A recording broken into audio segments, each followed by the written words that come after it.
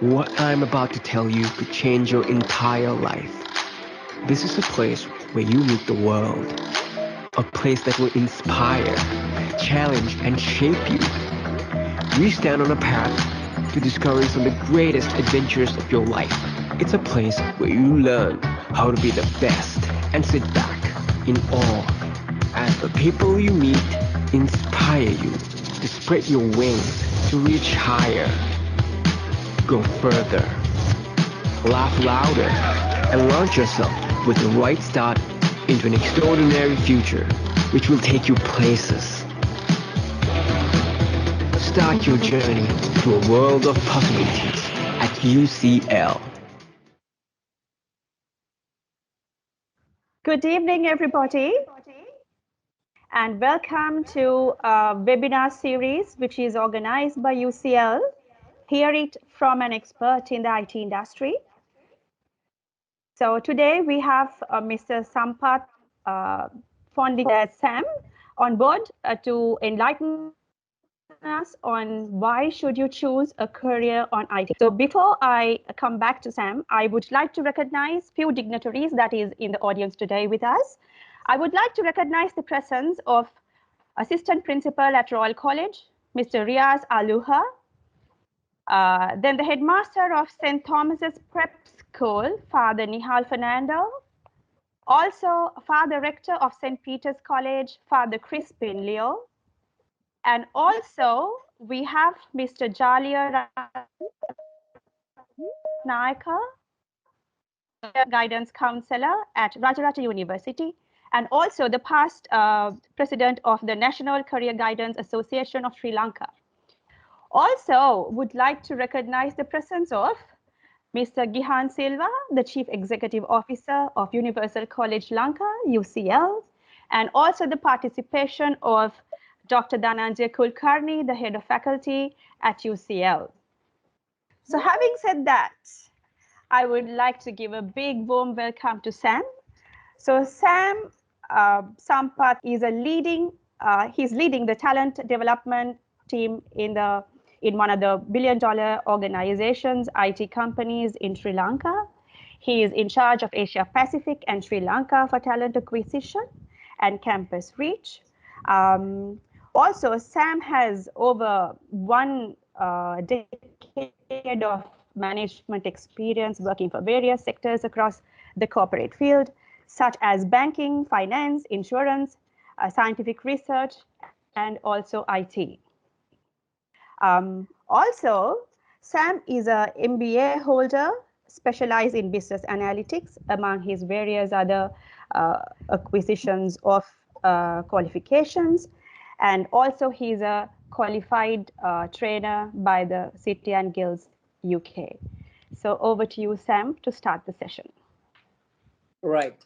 Thank you very much for inviting me for this session, Naini. So I would like to warmly welcome everyone who has joined this session. I'm glad to share some of my insights, which I have kind of gained working in the industry. So let's get it started, Naini. Yes, Sam. So to start off with, for the benefit of the audience, I would like to ask you, what is the context of IT industry as of today? And what do you think is the role of software engineering in that context? Okay. So I'll try to kind of answer that question, making an assumption that everyone who's joining today are not probably from the IT industry or not like the IT professionals. So I'll try to keep it as simple as possible. I think it's a fair assumption. So now if you look at the IT industry, like ICT industry, IT industry, first of all, we need to understand the scope. So people are these days talking about digital transformation. That's a very kind of a buzzword, right? And digital transformation is all about making everything that we do kind of digital, right? We're trying to digitize it. So that could happen in any area. It is, it could happen in business as well as even in government. They're talking about e-governments. Also, as individuals, we are increasingly into digital transformation, doing our transactions to, doing our day-to-day things. Even webinars like that we used to conduct. I mean, the workshops that we used to conduct in the past, most of the conferences are now taking place in virtual spaces like this. So in that context, we need to understand first, every business, irrespective of the size or what they are in, they all will have to consume IT services. So I'll take an example here. Now, if you take a telecom company, they will provide telecom services, but they are heavily dependent on uh, IT services, right? In order to provide those services to their end customers. Similarly, if you look at a bank, so their core business is banking, but in order for them to run a bank without IT, you couldn't do that, right? So every business, I can take many examples, any business is the same case. Now, in order to support this, you need broadly two things. One is you need the computers or the hardware aspect of it, and also you need the software to do it. So most of you all must have at some point, exposed to these. But when you look at now, your question was about software engineering, right? So the software engineering is pretty much about building softwares where it could be used by the end users or by these consumed by these businesses. So there are two layers, right? Now, for an example, like Virtusa, we are providing services for clients who in turn provide services to the consumers. Like if you take a telecommunication company, I mean, we work with probably the leading world's number one telcos and banks. I'm unable to mention the names because it's a public forum. We are bound by certain restrictions, but they are in the list of the first 5 or the first 10, right? So we provide services for them, and they in turn provide services for their consumers, millions and billions, right? If you take like a large bank or a large telco. And when you're studying, also there is broadly you can divide it into two. You can probably focus more on the hardware infrastructure side. Then you will be involved in degrees like computer science, where predominantly it's electronics also involved in it. And then the other side is software engineering, where you may not need much kind of electronics knowledge. You need to know how a computer functions and how it works. But mostly you will be building softwares to run on top of that. And you would also find in between certain engineers coming in there, where they are the ones who are the matchmakers of this hardware and the software side, right? So at the middleware side. So for a country like Sri Lanka, my final point would be that for you to go into electronics, build processors, hardware, it takes sometimes decades and centuries to get that capability, and there are huge investments that you need to make. For an example, like US, for the companies like Intel and the companies like Nvidia, right? These are set for decades. They have worked, and they have got these technology, and there are heavy investments.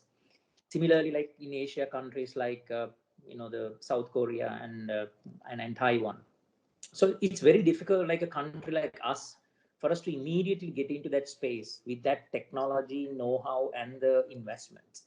But it's the otherwise when it is coming for software industry, because the barriers to entries is limited.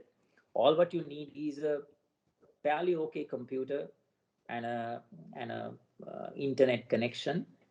The only constraint that you would have is the know-how or the knowledge that could be bridged by getting yourself educated from a a proper place, right? So that's why we have a great chance of kind of uh, using software or engineering, or getting into a software engineering space, even as a country, and to do wonders, right?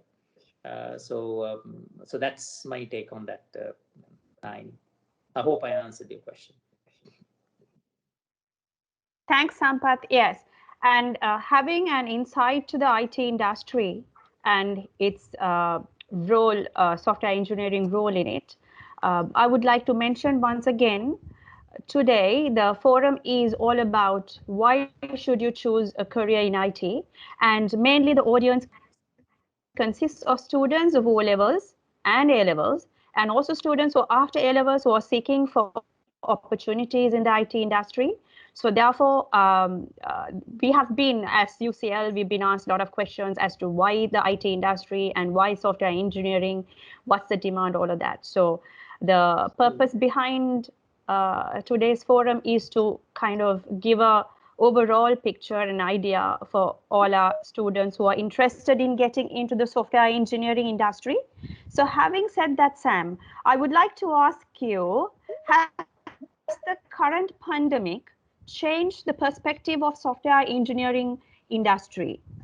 Has the current pandemic changed the Pandemic. perspective? Okay. Yeah, changed the All right. perspective of software Yes. engineering? Now, right. Yeah, you were breaking up in the middle, but I think you're asking about the current pandemic. Has it like is driving this industry? Has it accelerated? That probably is your question, right? Yes, So yes, yes, it is definitely. I'm sure anyone can. These days, you have Google, so you can go and search. If you can look at all the companies who are doing well, most of those companies are um, involved in IT related space. One of the industries that is doing really well, right? Even like the richest people, their net worths has grown in billions, and people like Jeff Bezos of AWS. So all these things you could find, and even if you go to Standards and Poor or any other indices, you will see these companies, the IT companies have started doing well. But if you look at, I would like to bring in the local context. The local context also, you would see in the last 1.5 years, we have seen the first 2 months of the pandemic, we have seen some stagnation, or people have this wait and watch kind of period for about a couple of months. But then later on, we have seen all the companies, not only our company, but each and every company who's involved in this space is providing services for foreign clients as well as for local clients, have started growing, right, exponentially. Okay, and we still see that. There's a reason for that. One reason is because the need for those services increase. That's a no-brainer. You all know about the virtual webinars to virtual tools to then of course transactions. Even the people who never thought of doing digital transactions earlier always wanted to go to a bank, that they don't have an option, but they need to have these start using these platforms. I can let you know, even at my place, my wife is a teacher, and she had to learn and get adapted to these tools, and they had to do it fast. So similarly, people started now doing everything, kind of almost everything virtually with this current situation. So that's a no-brainer. I mean, there is a demand. Then the next thing is, of course, you need to build scale. So even I hear, but I'm not going to mention names here, people are talking about, okay, we have these telcos and maybe the bandwidth is not good or the connectivity is not that great. And then I can see that they are all started expanding their towers and their networks. So all these things are again showing that it's growing, right? It's expanding. At the same time, the great thing is, once you get into that, it's very rarely that probably you would go back, right? If you started ordering food or maybe doing digital transactions, it's very rarely once it becomes a habit that you'll go back again to your normal status quo. Right? You will basically stick to that habit. It's a newly formed habit. Maybe people would start valuing traveling and human contacts and human interactions, and also there could be some spike coming in those industries like hospitality industry and travel and tourism and all. But that time to come. But definitely, this is an industry that has been growing, that has started, kind of exponentially growing after the pandemic. But it's not always the pandemic. Pandemic has just accelerated. It was always the case even before the pandemic as well. So I think I can remember once I went to a kind of a forum, a government forum a few years back. So it's currently our IT exports are in the range of like 1 billion or so. They were planning to increase it up to about 5 billion. I mean, we still have that 5 billion US dollars. That's still, that target is there, if I'm not mistaken. And successive governments has always paid highest interest and attention into growing this industry. But we have certain constraints as a country as well. One being our talent pool, and I'm glad that y'all are doing this in order to increase that talent pool. I would say the only two things, if we want to kind of make Sri Lanka benefit out of this, our students, our populations benefit out of this, is having the infrastructure, the connectivity, and also some regulatory, kind of adjustments from the government side. But more than anything, it's the talent, right? So you can provide services for global organizations through while staying in Sri Lanka, and also you can go on site if your dream is to go there. And the easiest way for you to do that, the easiest way for you to go and work in Google or Facebook, or these are some of the dreams people have, right? Or AWS or any other any other major Apple or any other place. Basically the best thing is for you to start here, and then you start working for them remotely from here.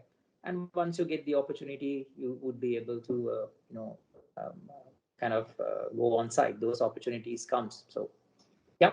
So that's my take on that, Naini. Excellent. Sam, also on the same perspective, would like to ask you, has the demand of software engineering gone up? And in that case, what are the job opportunities that we have for our youngsters, the new talent today? And also, would you be able to elaborate on the salary scales? Because nowadays the students are very much interested to find out before they get into an industry, what the industry remuneration would be. So would you please elaborate on that? Right. So there are multiple questions in that single question. So I'll try to break it into small pieces. The first one you ask about what type of opportunities are available for Correct. these students, right?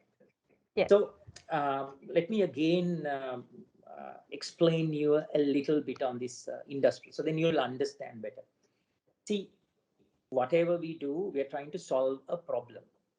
Okay, that's where the value comes, right? Even as a business, you are trying to solve a problem, or if there is some value that you can capture from somebody somewhere, you have to solve a problem. So in IT industries, or it starts that way. For an example, a company or an organization or a government or whoever, right? Or it can be in the society, they come up with some a big problem or a burning problem or a pain point, we call it, that they have. Maybe it could be finding more customers, or maybe trying to reduce the cost of a transaction. So that's what they're looking at. Okay, let me explain. We'll take an example. If you take a bank, banks has millions and billions of transactions being done. Just imagine one transaction cost 50 cents dollars. 50 cents multiplied by billion or whatever, right? Millions of transactions would be their cost. Now, if we could reduce that 50 cents to 30 cents, that means there is a saving of 20 cents. then 20 simple mathematics, right? 20 cents multiplied by this many transaction would be their cost saving. Okay. Similarly, uh, finding, these days you can have great products, but you need to probably reach to the right target market. That could be another problem. Or you have some, you can be an investment company, you have money already, you want to go and invest somewhere. How am I going to know which businesses are good? So then comes things like analytics and data science, where predictions, these type of things would come into play. And also entertainment has become a huge, big thing these days, right? The gaming industry, all the youngsters are into it, virtual reality. Then and Netflix is not anymore like a fancy thing, right? It's becoming mainstream, or kind of popular among anyone, right? Everyone these days. So these are the problems. So all of these things have started as a problem. So you have something called, when business brings a problem to you, you need to first of all think about a solution. What's the solution? So that's called the consulting piece. So IT industry also has a consultancy piece, where you need to know about the business domain as well as IT knowledge in order to provide a solution for it. So that's called the consulting aspect of it. Then once you are okay with that solution, that consultancy piece, then you need to build these tools, right? So that is where the software engineering and development kind of terms comes in. That means now you need to start building these applications. Okay, some applications could be already existing. You need to kind of upgrade them on a regular basis. Some could be completely obsolete. Now for an example, 1980s software that you've been using might not be able to handle the current customer. So those are called legacy systems, and those legacy systems will have to be converted into novel new systems, right? So it keeps on going, right? You can't have one system or a software and keep it forever. You know yourself how many times the Microsoft Word has, you had to learn the new things. It has, the software keeps on changing. All right, your Android keeps on changing, right? Earlier methods you use, text, versus now how you communicate is that it's different. So building the softwares is another process, right? You need to start designing it first, then you need to start coding it, then somebody will have to test it, like the software is correct. And that's basically there are a lot of steps involved in that. And if you look at it, because this is not an IT audience, but I'll let you know for your knowledge. I mean, even you're building software, you will probably need to have a database being created. So there are experts to do that, right? There are people who are doing the front end piece, front end in the sense the user experience or the user interface, right? It's very important these days. Now, for an example, what you're seeing in these Microsoft Teams is the user interface, right? These icons and these cameras and these buttons and all those things. Now, if it is not good, people are not using if the website is not attractive, people are not visiting it over and over again. So the client experience and the user interfaces, those are called front end. So there are experts to do that, and that has some multidisciplinary interesting stuff, because psychology is involved in that, right? Psychology is something that is psychology, and even aesthetics, like the color schemes and the graphics, not only the IT or programming stuff that you need. Then comes to hardcore geeky stuff. You go in, you do coding, you started building these components and bringing the thing together. So if I may, I mean, in the interest of time, I'm not going to explain the whole thing. So that development cycle is there, front end and the back end, right? And then comes a very important part. You need to have infrastructure, and here's an emerging area. Earlier, companies used to have their own on-premise servers, right? They have server rooms. Can you remember those highly secured server rooms where only one administrator can go and administer? Now, that is increasingly going away because of this cloud infrastructure coming in. So there are massive, large providers like AWS, Google, then Microsoft. They are setting up data centers, and they have taken that infrastructure piece. They are worrying about all these hardware stuff. Now the new genre of, I will say, the new generation of infrastructure engineers are also going to be doing it in a using the softwares. We call it infrastructure by code, right? So what you're doing is actually you are setting up servers, while coding, while logging into these platforms. You're configuring them there, right? So that's another area. So the operations ops aspect as well as the infrastructure aspect, and increasingly the networking and the security aspect is going to be a thrust area. It's another emerging area. You must have heard recently the one famous YouTube channel of a media company got hacked, and multiple times, people were talking about banking systems and then also and website government websites kind of things getting hacked. So you have people like, we call them the ethical hackers. We call them the ethical hackers. That means you will be trained, specialized, in order to stop these guys, right? I mean, if you have a thief or a robber, you have the police or the cop has to be smarter than that guy in order to avoid that type of situation. So this is very interesting space. So there are multiple opportunities. However, all these things starts with a single step. That step is you need to know your foundations or fundamentals. Okay. So probably, as I mentioned you earlier, if you embark on a foundational or a good foundation or fundamental, a program which covers the fundamentals, well, then you have built a strong foundation. So on top of that, you should be able to build whatever your aspirations or your passions are, and whatever the dream that you have, and picking any area of specialization. 90, are you still there, or did I got you bored with that long answer?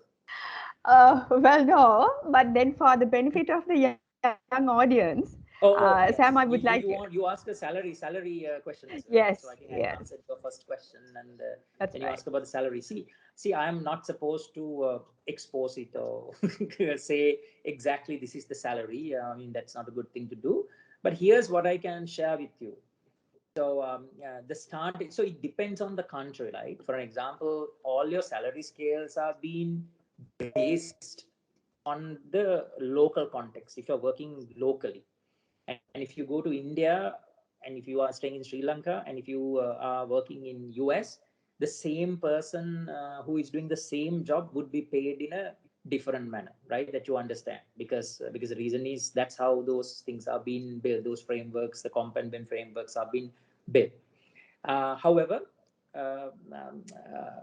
within the Sri Lankan context, I can say IT is one of the highest paid industries. When you consider the similar salary scales. Now, for an example, if again, because most of the students or most of the participants today are wanted to get into this, your first job, if you look at it.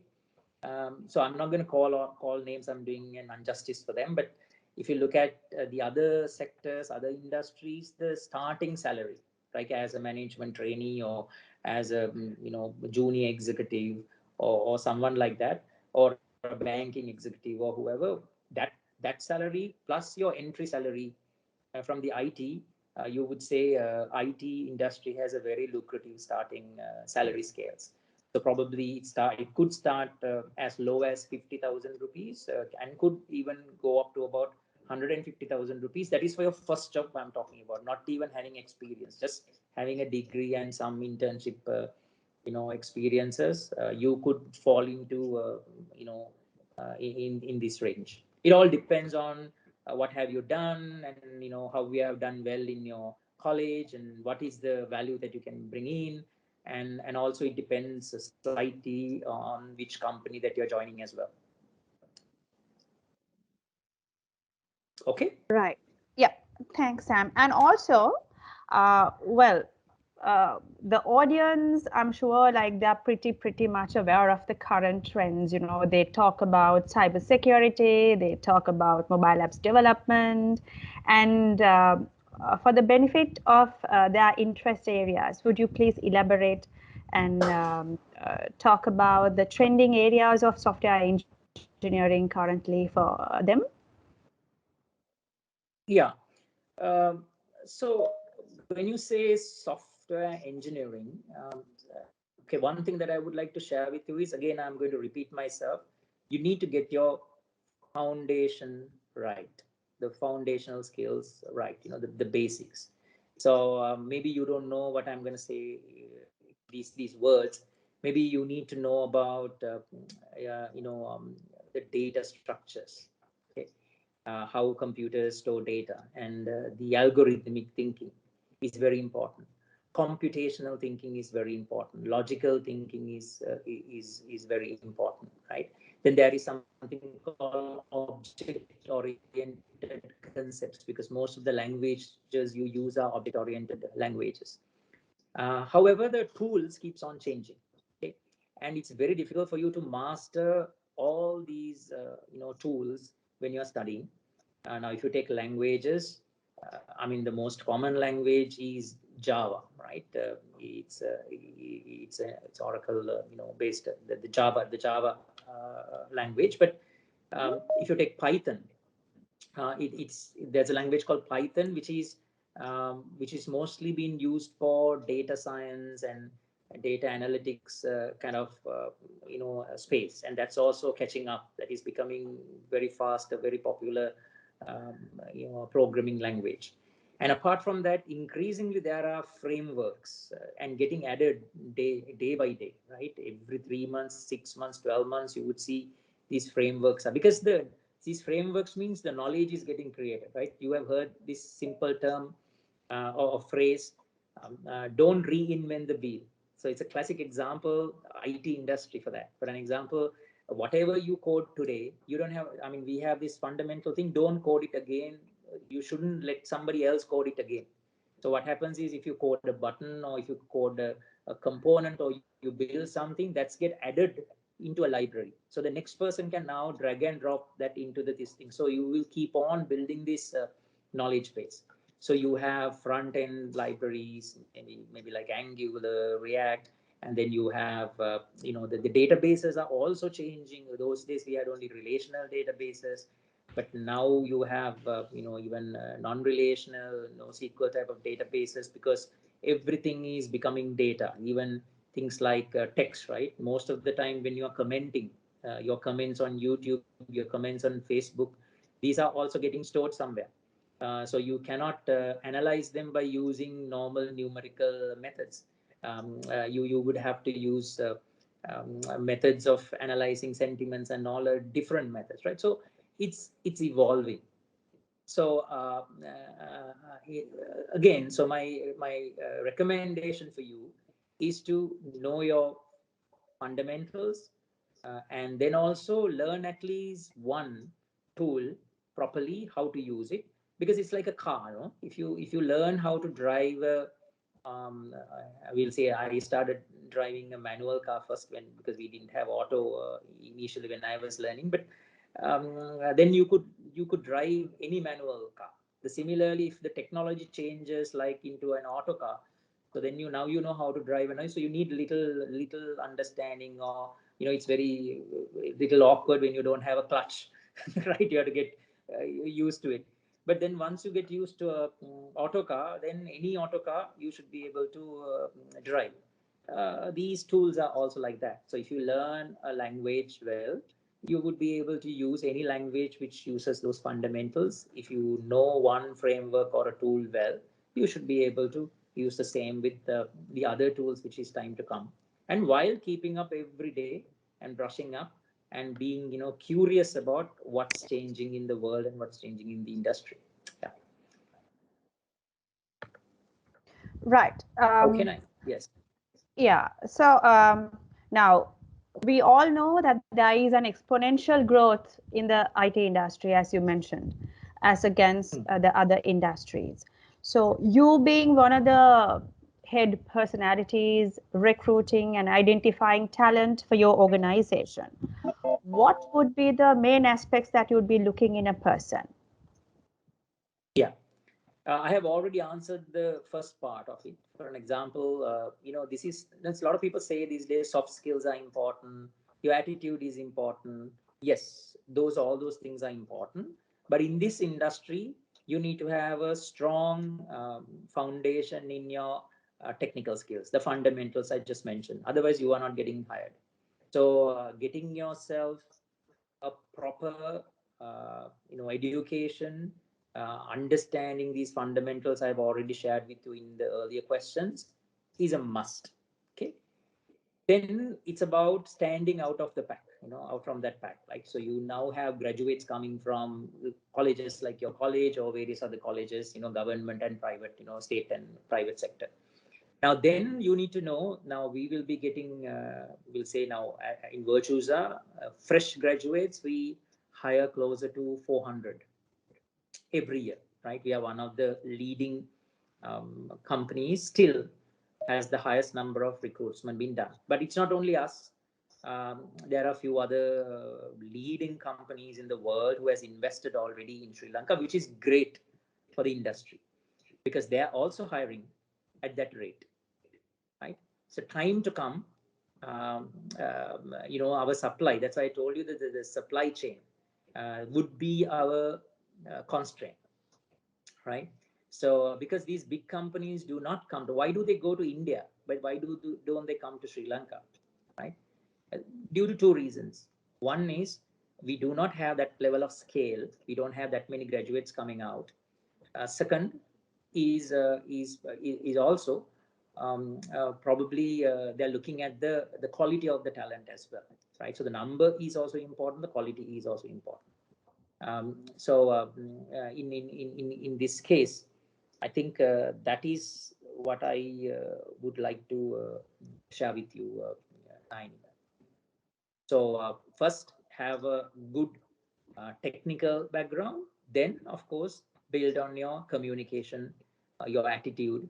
Now, when you say attitude, a lot of people ask this question: what do you mean by this attitude? Now, people say, "Hey, attitude is this, right? This the positive attitude." A lot of people keep on asking. The attitude is you should be flexible and you should be a learner, and you should be very curious. So you shouldn't be a person who always thinks like somebody is going to give this to you. I mean, you're not going to survive in this industry if you are always being a spoon. You're expecting this spoon feeding type of um, uh, you know um, uh, way of upskilling yourself. It never happens that way, because even for people like us who are building like these courses and training programs, it's a challenge because these things keeps on changing on a weekly, monthly basis, and you are not supposed to kind of take longer cycles and like preparing curriculums to building content kind of thing. That's why these platforms like Udemy's, the Coursera's, data cams and whatnot, these platforms are becoming increasingly important as well. So once you have a foundation, a good foundation, you can always pitch into these content. Even YouTube is a great resource for you to get yourself upskilled, right? But still, you need to have those foundation and fundamentals right. Then only those platforms are going to be helpful for you to, take it to the next level. So in summary, to technical background as well as your soft skills. Right. Okay, so here comes another, important question, which has been always there in my mind also to ask from you. Federation of Information Technology in Sri Lanka, FITIS, says that there is a vacuum of 12,000 employees every year. There are so many, IT institutes, the government universities support IT. Why do you think that there is a dearth of 12,000 employees? Right. So I'm actually unable to exactly comment on the 12,000 number. So I have also seen a 12,000, closer to 12,000 number with regard to the ICT industry for the next 2 years. For an example, there would be a gap. But then let me take that number in a general kind of a context.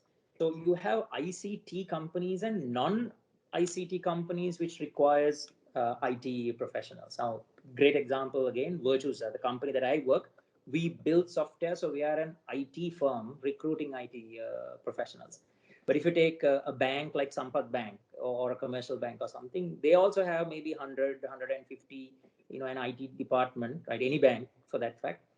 They have their IT teams as well. So that's the non-IT sector, right? So the IT sector also, there could be, as you said, 12,000 death, and I think the forecasted for the next 2 years by this ICT Skill Council, if I remember right, there are about 300,000 from the non-ICT. Then you also have BPO and KPO coming in, business process outsourcing and the knowledge outsourcing, the firm. So if you really look at all these firms, you definitely need the resources to do so. As I mentioned you earlier, the biggest problem right now we have is we do not have. We see that on a day in and day out, we don't have enough supply coming out from our education system. I mean, it's nothing to blame because you cannot immediately expand, but this is an area that you could expand fast as well, because as I mentioned you earlier, probably the infrastructure that is required for this is kind of less capital intensive than the other types of things that you're going to do. So again, we have about 4,000, if I'm right, 4,500 or 5,000 according to the UGC report. This in 2019, when I went to a presentation, I saw roughly about 5,000 graduates are being produced, right, from various different disciplines, again within IT. So if you look at that 5,000 per year, then these 5,000 are the ones that is going to be consumed by all these companies. So there is a talent for, definitely there would be a talent for, and it's the normal market conditions, right? When you have a demand and a supply, so obviously then sometimes you become expensive, or sometimes you become uncompetitive. So more than being expensive is fine, but more than anything, you become uncompetitive because the reason is the investors are always looking at where can I find the talent. So even in our company, we have a center in Sri Lanka, which we have about 3,000, close to 3,000 employees, but we are a mid-sized company in a global context where we have about 25,000 or 26,000 employees working across the globe, and out of which about 17,000 sits in India in multiple different the centers. And we are special here because the reason is we started from Sri Lanka, right? Our founder is a Sri Lankan who started in his garage, and then took the company to fight or compete with these large big people. But still, if you wanted to scale your company, you have to go there, because the reason is our talent pool doesn't probably support at this moment to scale. Okay, that needs to change, and actually the organization like yours are the ones who could do this, and that's why I'm also very passionately taking part in these type of discussions with your organization as well as state institutes as well as non-state institutes, because we think for us to take the country forward as well as our industry forward, we need to fix the supply gap. So what they have mentioned is right. So there is currently a problem with the supply, the quality supply of talent to compete globally. So let's together try to fix it. I'm sure some of the ones who are joining in this session could be contributing to that. All right, Sam. So now I'm sure the audience is not aware that UCL and Virtusa has a MOU, introducing good talent at UCL to Virtusa. So on those terms, Sam, why do you think that a student should do a degree in order to be fit to get into the IT industry? Do you think that diplomats, students doing various other courses are not good enough, or they do not fit in? What is the situation there? Yeah. So again, there are two things, right? So there are these days unstructured ways of educating, which is great, which could be the future. And there's a lot of buzz, hype about it, like learning from these MOOCs, we call it the Coursera's, the Udemy's, and those platforms like Linux Academy and Plural Sites and those platforms, right? Um, uh, However, till when you still in this country, or maybe it's relevant to the other geos as well, locations as well, when you are first looking for a fresh graduate, we need to identify whether that person is a spark, right? Even for you to groom, you need to first of all find out whether that's a kind of a person who has the potential, right? The word is potential. So then the companies do not have enough time, because it's not our business to go and check the potential of these candidates at scale, because your focus is into business. So that's where we rely on the academia, and as well as this academia and professional relationships, where they will help us to filter those talent. For an example, I mean, I'm sure it is okay if I bring in state universities here as well. Now, when you do your A levels, certain state universities, the ones who are getting highest marks goes into certain universities. So obviously, those kids who get, I'm not trying to say the ones who are doing A levels really well or get 3 years are the brightest ones, not the other ones. But obviously, at least at an IQ level, you basically, they capture some talented, certain universities captured some talented the kids, and they have some wonderful faculties. They are putting out some great people out. So obviously, we all, not only us, the all our companies wanted to go grab them, right? And grabbing earlier happens after graduating, but now the grabbing, talent war is such that we went into the internships. Now certain companies are even going and hiring them at even the first year itself, right? So how does this work is that when you get registered for a recognized state or a private university, a recognized one, because they must be having certain checks and balances, right? This person might have certain level of IQ. This person might be having at least that computational, logical thinking that you have. Then you go through a course, you do your assignments, you get groomed by your academic staff.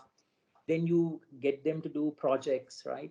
And then you invite companies like us to come and supervise these projects. So then what happens is that entire process will filter out the talent coming out, right? So then it's easy for us to go and with confidence to recruit them. Okay. So that's why it is quite important still that a person, if you're getting into this industry, that you go through that middle, and I mean, getting into a recognized course, getting yourself educated by a fantastic panel, having that recognition, and also your peers, right? You will start working with your peers. When you're doing your groups, you will start working in groups. And when you do these simulators and incubator kind of models with, just like you mentioned, with the partnership we have with y'all, we also have partnership with the other, like, the state universities and private universities, because the reason is not only us, again, as a company, the other companies also do these things. Then all these things will eventually help you to get there, right? But if you are somebody who's want to do this trial and error, then you have to do something like really out of this world. That's also possible. I mean, you did something on your own, studied, self-studied, you did a project, it is a hit. Then you come and talk to us and say, hey, I have done this one, this is popular, I'm like out of this world. Then you may have some outliers, who could basically get, or somebody could self-learn and do their own thing, like an entrepreneurial engagement. So all these options are available, but if you look at it as a process, you have to look at like that, right? The process is such that if you consider the process, this route that you just spoke about, getting into a college, getting yourself groomed, learning that thing, and then trying to have these industry connects, then get yourself exposed into the industry, finding out which area you like, and then having some specialization on top of those would definitely help you to head start your career, right? So that's why I see this still as a important process 9. Right, excellent, Sam. Thank you. And my final question for you today would be, now, in my opinion, if a student who's in the forum today would want to join UCL, for an example, for a program, they would be graduating. If that is an O-level student, it will take about 5 years for them to graduate. If it's a student after A-levels, it will take about 4 years ahead of time to graduate. So by then, nobody of us can say what would be surviving at that particular juncture. So thereby, what would it be like? What is your personal opinion of a student doing a general software engineering degree, say for an example, BSc honors in software engineering, as against niche area degrees such as, cybersecurity, gaming, you name it, everything is there. So what is your personal opinion as against a student doing a general BSc honors software engineering degree in comparison to a niche degree? Yeah. So maybe you may get different answers from different experts for this question, but I'll answer from my perspective. So my perspective is, depending on the industry and the volatility of the business, because it's subjected to change, right? We are in a flux of change. So my thinking is that immediately committing for a longer term thing would restrict yourself. So in that context, I always prefer it to be a general degree, because those foundational, the most important ingredients, the foundation, you could basically get from that degree. And also, definitely, if you wanted to be good in this, if you wanted to be good, there are two other things which comes into play. One is, yes, you need to have a specialization. We usually call this 9 these days is a T profile, right? Again, for the students or whoever who's joining, I'm just sharing with you. Now, I built in a company also something called a T profile. T means it looks like a English letter T. The top place is called the breadth. They need to know a little bit of everything. That's fine. Like the blockchain, the IoT, the security, and all those things you will have to know. That's the breadth part of it. But there should be some depth also, that you need to have some sort of a specialization. That's called the T, the depth part of it, right?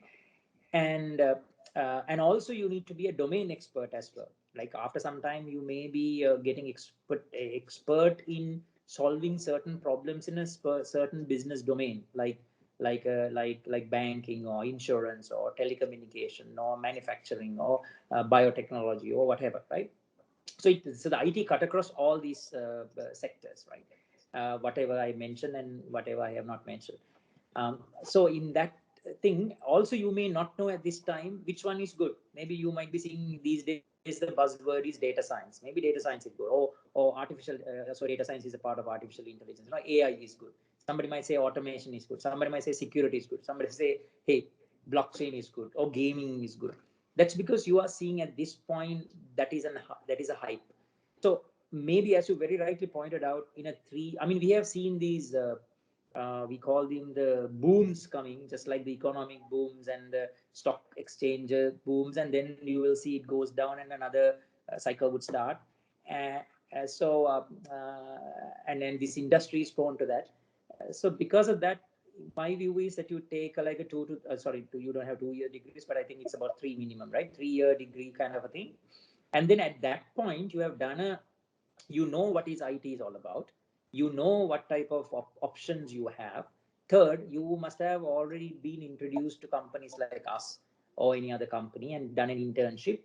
You may have got exposure to now decide a conscious, what we call an informed decision, why I should be doing IT security, why should I do DevOps, why should I do infrastructure, why should I do front end, or why should I do robotics kind of thing. Then you can make an informed, a conscious, a proper decision at that point. And if you think whatever you thought now would have changed by then you have that flexibility and option of changing, right? But then the foundations won't change. It's just like you're learning a language. You learn English, You can use English for doing a presentation, similarly to write a novel, or to write a blog, or to do a discussion like this, or to just communicate and have a good time, right? So it's the IT foundations are also like that. Once you have the foundational skills, then you can go into any specialization you want to later on. That's my personal take on this. Thank you very much, Sam. So that concludes our questions for the webinar today. And having said that, Sam, I saw a lot of questions coming up from the audience. So, but then we did not take any of the questions because that it would interrupt the flow of the conversation. So thereby, we kept it for the last minute. So Gopi, I guess it's your turn to come up with the questions that we've been asked. Yes, thank you, Ms. Nayani. So, hi, Mr. Sam. So, the first question for you, yeah, does Virtusa hire students without a degree for the entry-level jobs? No, we have entry level. We have two models. First Okay. model is we call study and learn. It's called the internship model. While they are studying, they can work for 1 year, because most of the state universities and the private universities, they release the students for 6 months to 1 year to work in the industry. And I'm glad certain private universities actually get them to continue to work, but Okay. then they would be on a what we call like a internship, or we call them the like a contract staff members, and then for them to convert it into a permanent position, we always look for a completing the degree at least our company, but it doesn't mean that it is a general rule for every company. But since the question said Virtusa, yes, we are looking for a recognized degree certificate if you're joining as a software engineer. Okay, thank you so much, Mr. Sampath. And the next question is, what are the job opportunities in the IT industry for a software engineering graduate? Sorry, come back again. What are the job opportunities in the IT industry for a software engineering graduate? Yeah, so I have already, I think, covered in the Yes, in the discussion, but I'll again let you know. So it's software. If you've done software engineering, I mean, there you can join as a consultant. You can join as a developer. You can join as a the automation engineer. You can join as a DevOps engineer. You could join as a a cloud engineer. You could again specialized in things like I mentioned about front end engineer. Now you call it the front end engineers, back end engineer, back end engineers being who are dealing with data. Then you could become a data engineer, right? Okay.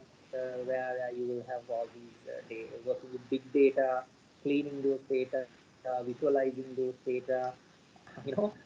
So it's an ocean of opportunities we have. So anyone who wants to get into any of these positions will have to have a basic degree, just like a BSc that you do in business, right? So yeah. Yes, thanks. And the other question is, does a career in IT have high competition for career progression? It is, but we have flat organizations. That's the beauty of this whole industry. See, if you look at certain industries, they have very tall organizations. You see, your first job would be like a clerical. They don't now call it clerical job. They call it assistant, and then they'll call you junior executive. Then you will call it an executive, senior executive. Then assistant manager, then the manager.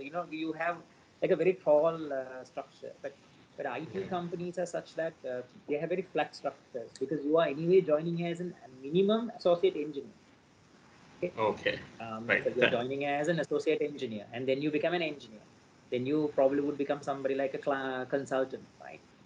Then you can go into specialization and become a specialist. So it's almost like now you're just like a doctor and a consultant doctor, right? When you take a doctor, you take Yeah. an MBBS, and then probably you will have a general doctor who's doing a general practitioner, and you will have a specialist. The same model happens because these are knowledge industries. You join as an engineer, general engineer, and then later on you do a specialization, and you can become an architect and a specialist in that field. So then you are regarded as a specialist, right? Okay. Thanks a lot. And that's a beauty. I mean, even at the age of 25, 26, you could be that, right? Okay. It's not like that. It takes 25 years for you to get your aspirational designation that you want. Okay. And the next one is, when recruiting a graduate, do you consider an internship as an additional benefit when deciding the candidate salary? Absolutely. Actually, in order for you to even get hired these days, you have to have an internship. Internship. And doing that in a reputed company. See, can I take 1 minute and explain it further? Yeah, sure. See, Yeah. I'll take an example from I should speak about our organization, right? So, see, we are Virtusa, and as I mentioned, I'm not mentioning any client names, but probably we are working with the number one. If you can Google and find out what's the one bank in the world, right? Even though I'm not sharing the name. So, if you work or did an internship for 1 year, now just imagine. I don't know what's your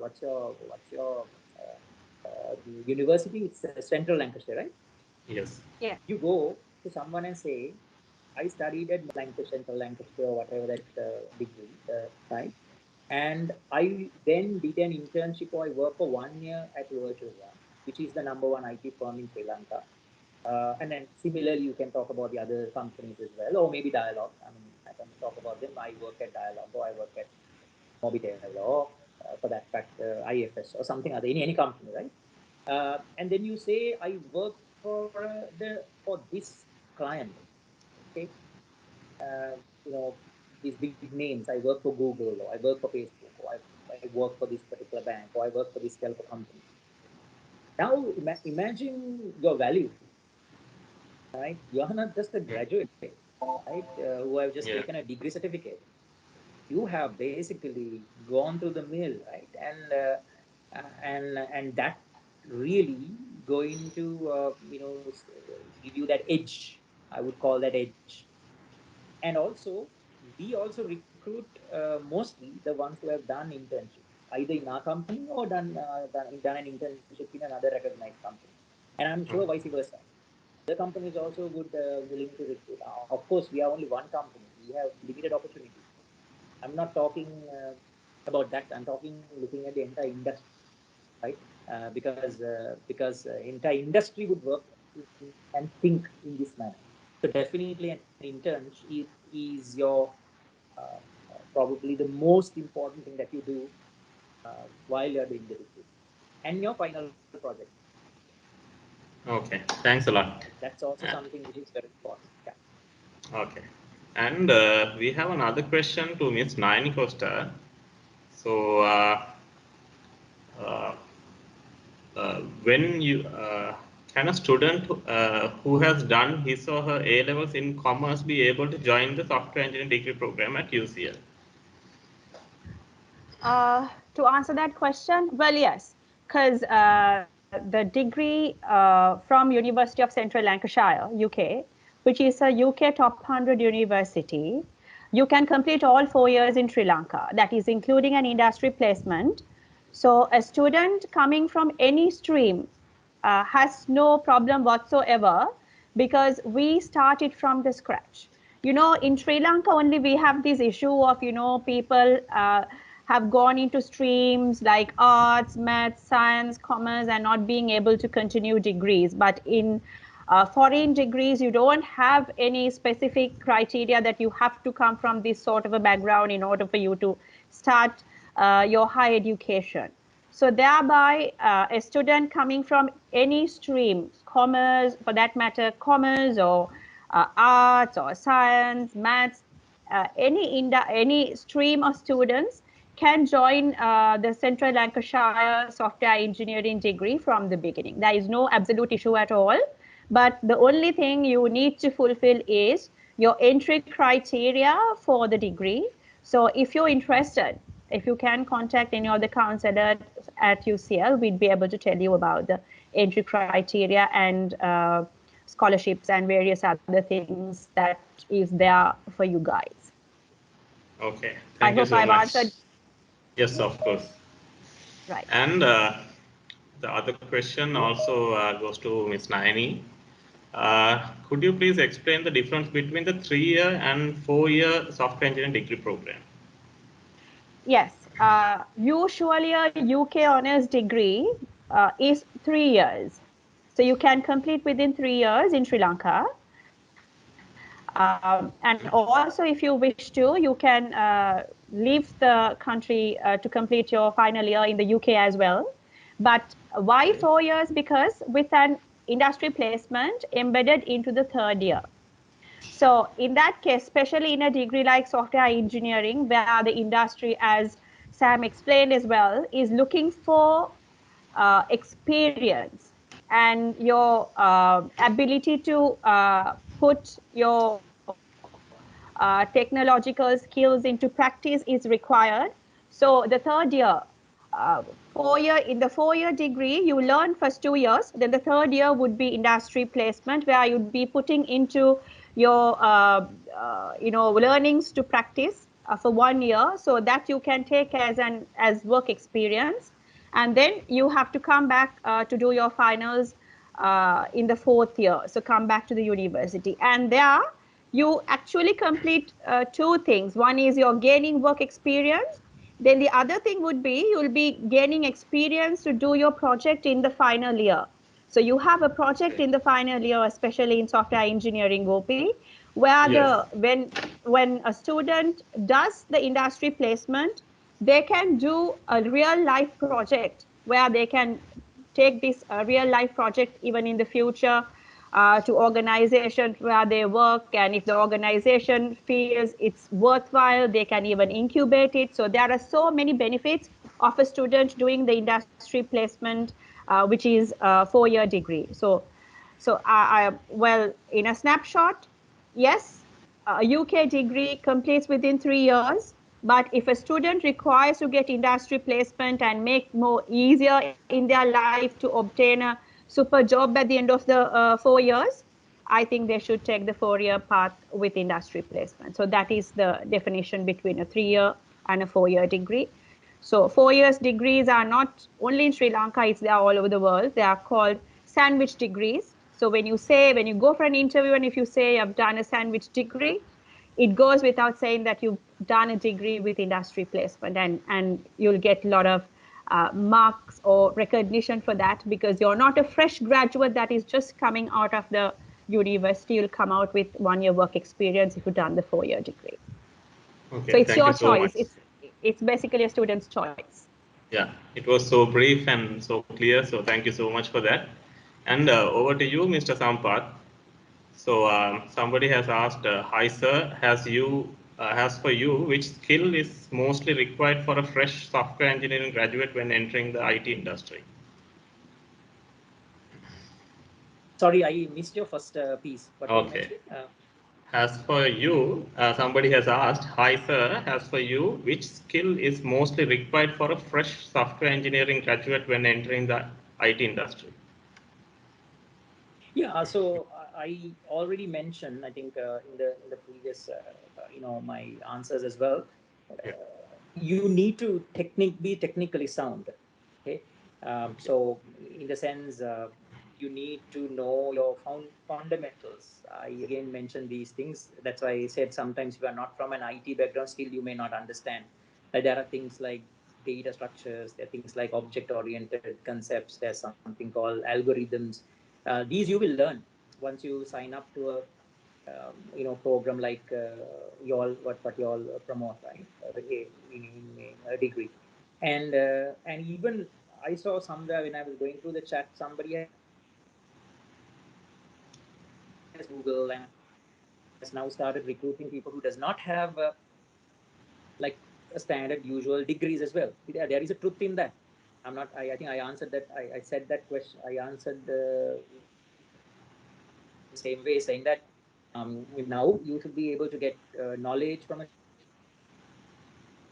can get knowledge program. So at the end of the day, it's all about how well and how well that you could add value to the organization. So in this case, my recommendation is to good, through a structured program. That's easy because it's going to help you and mentor you, support you. And then the other about you should be able to stand out. It doesn't mean that sometimes when you're recruiting, we are not like things like communicating English like really well. Business consulting and project management kind of opportunities, you have to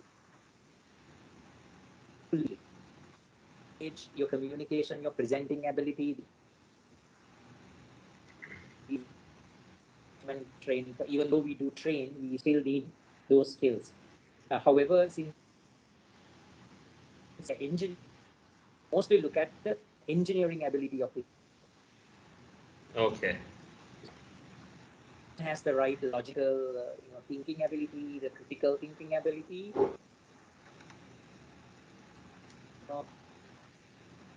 With those foundational or fundamental IT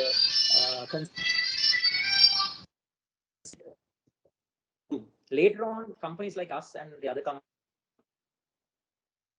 companies on their growth from the time you land for an project before giving you 3 months of proper training, and also you will be given experience certifications like cloud certifications, right? Full stack certifications, security related certifications. These are like very expensive certifications if you're going to do personally going to the invest and fund. So we invest heavily. However, you need to be a person who's coming with the basics. So I hope I answered your question, whoever who answered that question.